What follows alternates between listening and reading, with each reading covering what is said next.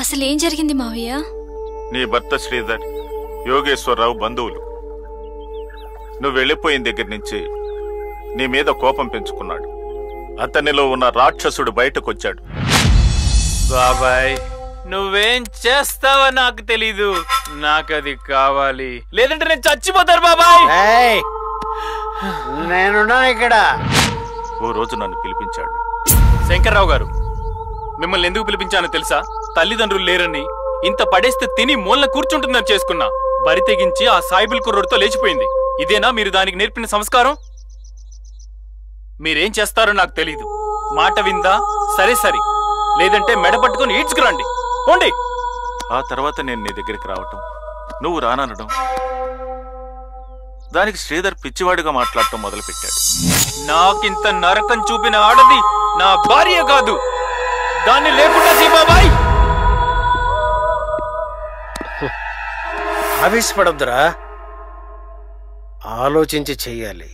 నీ మటన్ కొట్టు ఖాళీ చేయమన్నాడని జిలానీని నువ్వు హత్య చేసిన విషయం నాకు తెలియదు అనుకోకు. కేసు రీఓపెన్ చేసి ఇన్వెస్టిగేట్ చేస్తే జైలుకి వెళ్లాల్సిన తొలి ముద్దాయివి నువ్వే. నన్ను ఏం చేయమంటారు సార్?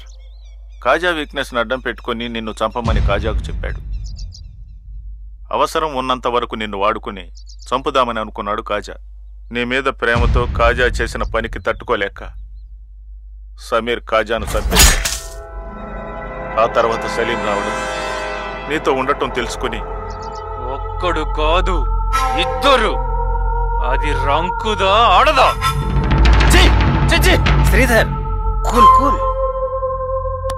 నీ ఆవేశం నేను అర్థం చేసుకోగలను, కానీ మన చేతుల్లో లేదే. ఉంది, నీ చేతుల్లోనే ఉంది. నువ్వే చేయగలవు.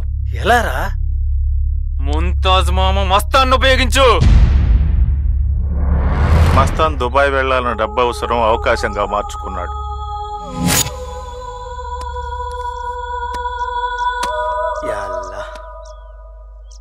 సాహెబ్, సమీర్ గాడు సావాలంతే కదా?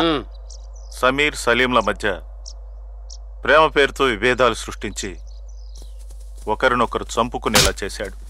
పాపం సమీర్ బలైపోయాడు. సలీం చేసిన దారుణాన్ని చూసి నీకు అతనిపై అసహ్యం పుట్టి వదిలేస్తావేమోనని చూశాడు.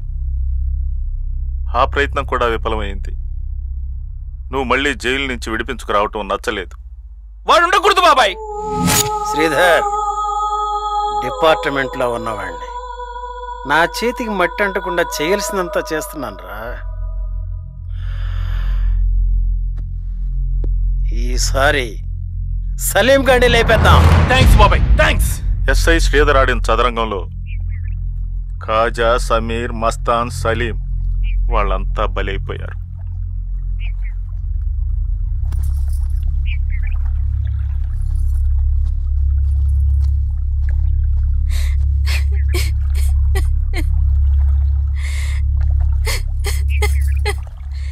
సమాజానికి నన్ను భారీగా చూపించడం కోసం ఇంతమందిని చంపడానికి సిద్ధపడ్డ మగాడు వాడు మనిషా మావయ్య? కాదు, రాక్షసుడు.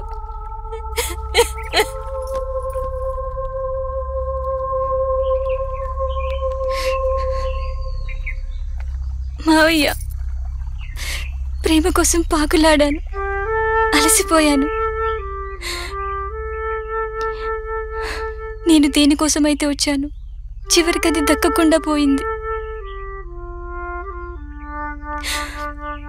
ప్రేమ పగా ప్రతీకారం కోరుకుంటుందని తెలుసుకోలేకపోయాను మావయ్య.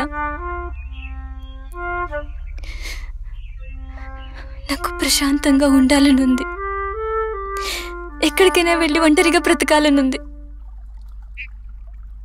సమీర్ని దక్కించుకోలేకపోయాను, సలీంని దక్కించుకోలేకపోయాను. ఇంకెవరి కోసం బ్రతకాలి?